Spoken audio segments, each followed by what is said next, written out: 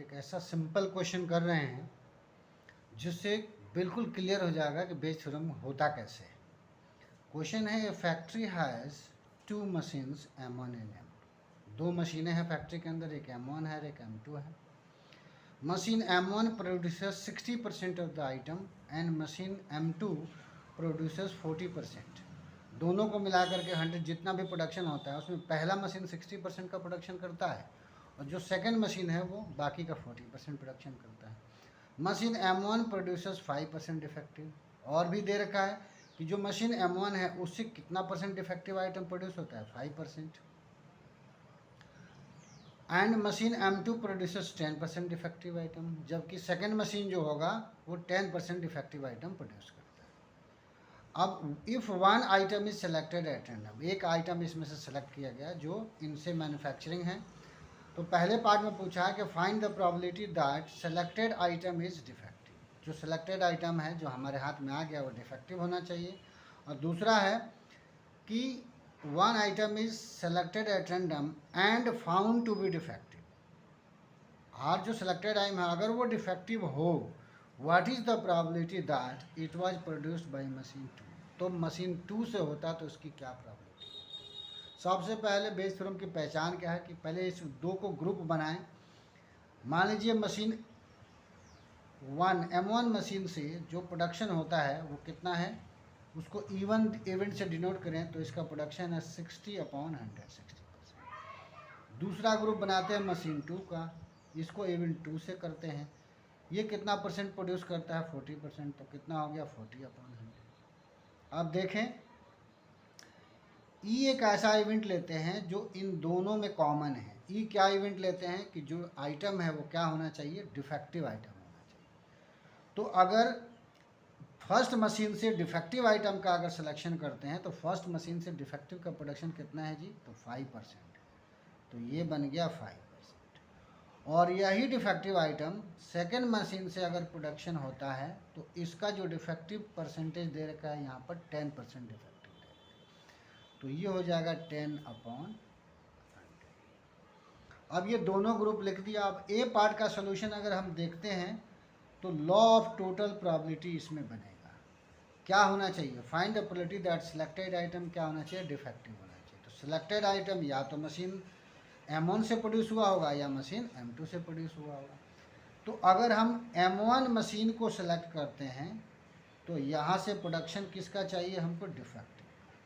अब ये समझना है, E/E1 का मतलब क्या होता है, फर्स्ट मशीन से डिफेक्टिव का प्रोडक्शन। और E1 का मतलब क्या होता है, सिलेक्शन ऑफ फर्स्ट मशीन। या का मतलब प्लस, या और का मतलब प्लस होता है, OR।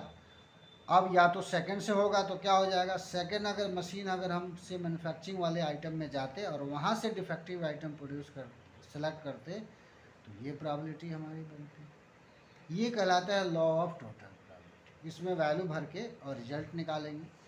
तो क्या हो गया यहाँ से, E1 देखें तो 60/100, E/E1 है 5/100, ये हो जाएगा 40/100 और ये हो जाएगा 10/100।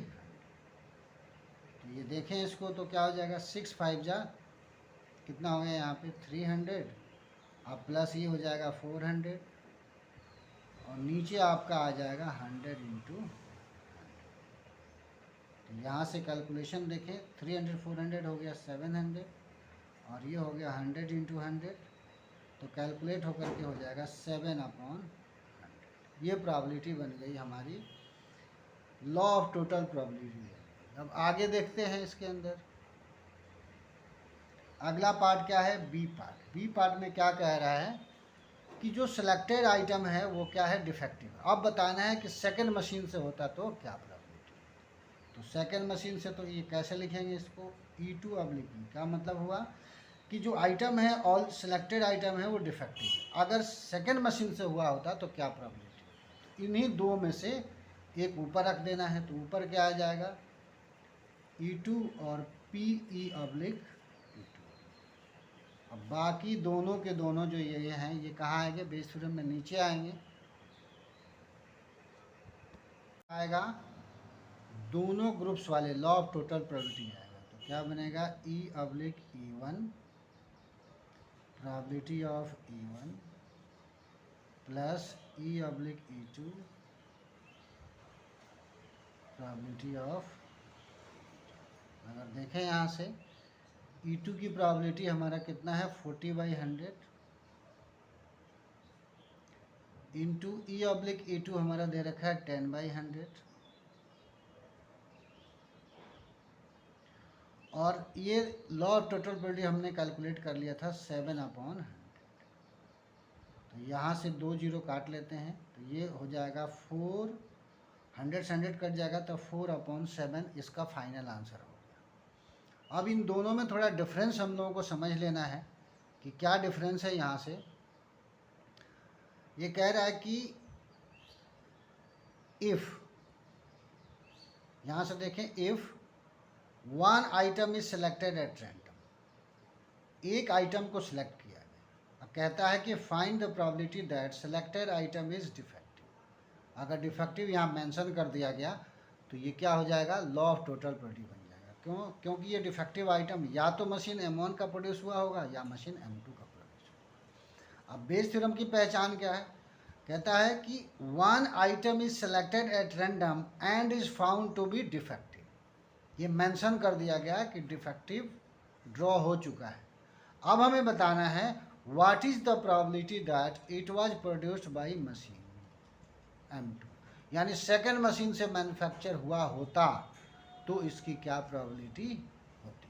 तो कंडीशनल जहाँ पर आ गया तो ये क्या हो जाएगा, बेस थ्योरम हो जाएगा। तो लॉ ऑफ टोटल प्रोबेबिलिटी हम लिख लेंगे और इसी लॉ ऑफ टोटल प्रोबेबिलिटी में जितने भी ग्रुप होंगे, जैसे यहाँ 2 मशीन है तो 2 ग्रुप बन रहा है, 3 मशीन होता तो 3 ग्रुप बनता। ज़्यादातर क्वेश्चन 2 या 3 का ही आता है।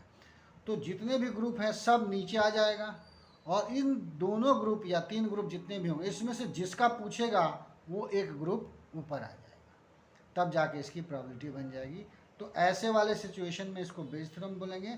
और जो पहला पार्ट है जिसमें मेंशन कर दिया गया कि डिफेक्टिव आइटम ही सिलेक्ट हुआ है तो वो क्या कहलाएगा, लॉ ऑफ टोटल प्रोबेबिलिटी कहलाएगा। धन्यवाद।